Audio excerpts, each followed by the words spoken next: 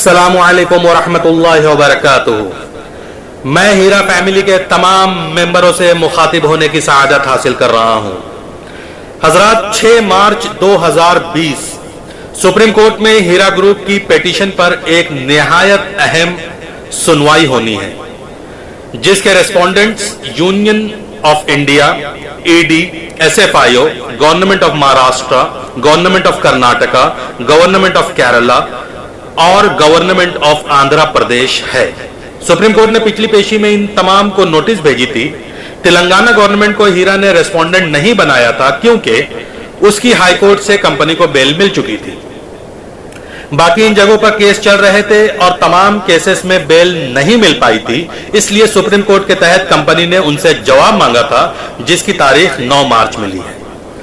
یقین ہے کہ ان تمام گورنمنٹس کو کوئی اعتراض نہیں ہوگا کہ سی ای او آف ہیرا گروپ کو بیل مل جائے اور وہ اپنے انویسٹرز کو عدالت میں داخل کیے گئے حلف نامے کے تحت ان کی رقوم لوٹا دے،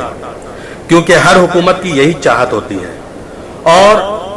ان میں سے ان تمام گورنمنٹ میں سے کوئی بھی حکومت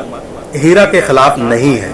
اور نہ ہی ہیرا نے ان کی ریاست میں رہتے ہوئے کوئی غیر قانونی کام انجام دیا ہے۔ ان تمام کی تفتیش تلنگانہ میں ہونے کے بعد وہاں کے ہائی کورٹ کا فیصلہ عدالت عالیہ کے سامنے ہے۔ انشاءاللہ العزیز اس سب کے ہوتے ذات باری وحدہ لا شریک، اپنے فیصلے میں تنہا، اکیلا، بے نیاز، عرش عظیم کا مالک، رب السماوات والارض، ذی الجلال والاکرام، الحی القیوم، غالب و ستار، غفور الرحیم، احد الصمد سے ہم گناہگار، لاچار، بے کس، بے نوا، محتاج اور فقیر اپنے ہاتھوں کو اس کے دربار میں اٹھائے، گردنوں کو جھکائے، آنسوؤں بھری آنکھوں اور لرزہ و ترسا قلوب و اذہان کے ساتھ اس کی بارگاہ میں عجز و انکساری کی آخری حدوں تک جا کر اس کی کرم و بخشش و عطا کے بھکاری ہے کہ مولا اب دنیا کی عدالت عالیہ سے بھی ہمارے حق میں فیصلہ صادر فرما دے کہ کمپنی نے کبھی کسی کے ساتھ دغا و فریب نہیں کیا اور قانون کے ہر طریقے پر عمل پیرا ہو کر اب تک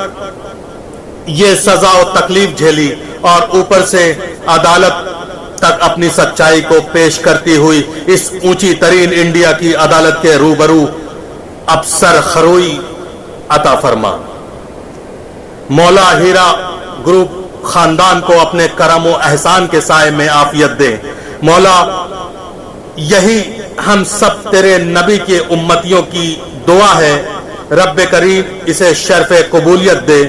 اور درود و سلام ہو تیرے آخری پیغمبر محمد مصطفیٰ صلی اللہ علیہ وسلم پر۔ حضرات، اپنی دعاؤں میں اور رات میں صلاۃ الحاجہ میں ضرور یاد رکھو اور کچھ رقوم صدقہ نکالیں تاکہ معبود ہم پر رحم فرمائے۔ جزاک اللہ خیرہ۔